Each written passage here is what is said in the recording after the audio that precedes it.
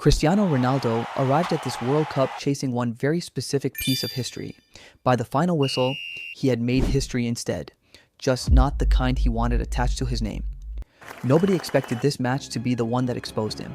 Portugal were supposed to cruise through their opener. Instead, they walked off the pitch with more questions about their captain than answers about their tournament. The team that forced those questions onto them had waited 52 years just to set foot on this stage again. The match kicked off at NRG Stadium in Houston in front of 68,777 fans. The night started exactly the way Portugal wanted it to. 6 minutes in, Pedro Neto whipped in a cross from the left. João Nave met it with a header. He was 21 years old, making his World Cup debut, and he had just given Portugal the lead. For a moment, it looked like the start of a rout. DR Congo hadn't traveled this far to disappear quietly. They hadn't played a World Cup match since 1974. Back then, as Zaire, they left without scoring a single goal. 52 years had passed since then. Their road back here hadn't been easy either, and Ebola outbreak disrupted their preparation just months before kickoff. So when the equalizer came, it wasn't luck, it was earned. It arrived in the cruelest possible moment, the 5th minute of first half stoppage time. Arthur Masuaku swung in a corner.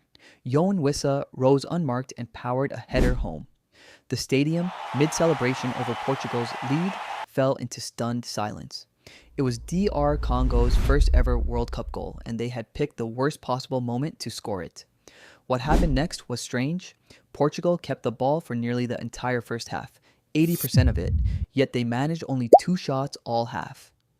DR Congo, sitting deep in a compact 5-3-2, had barely a fifth of the possession. Even so, they fired off 6 shots of their own. The second half deepened the frustration. In the 55th minute, João Cancelo connected with a bicycle kick that rippled the net. For a few seconds, the bench was on its feet celebrating.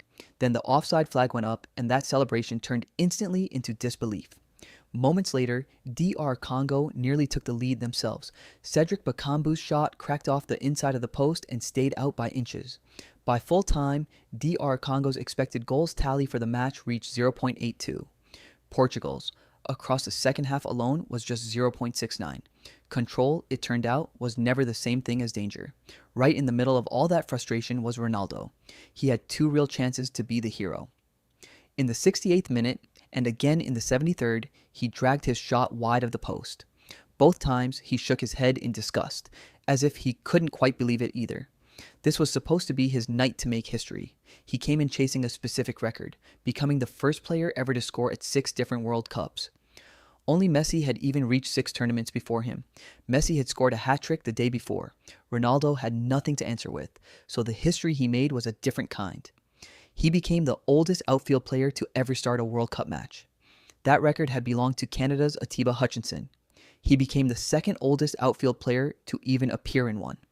Only Cameroon's Roger Milla, back in 1994, was older.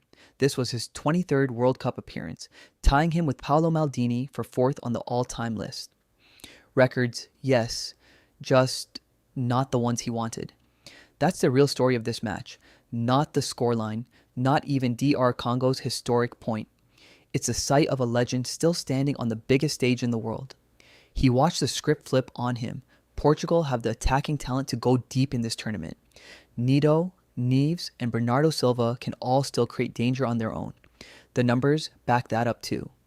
Over the past 2 years, Portugal have averaged 2.8 goals per game without Ronaldo on the pitch. With him, that number drops to just 1.9. So the real question isn't whether Ronaldo can still play at this level, it's whether Portugal can still win with him leading the line. Stick around. We'll be tracking exactly how that plays out.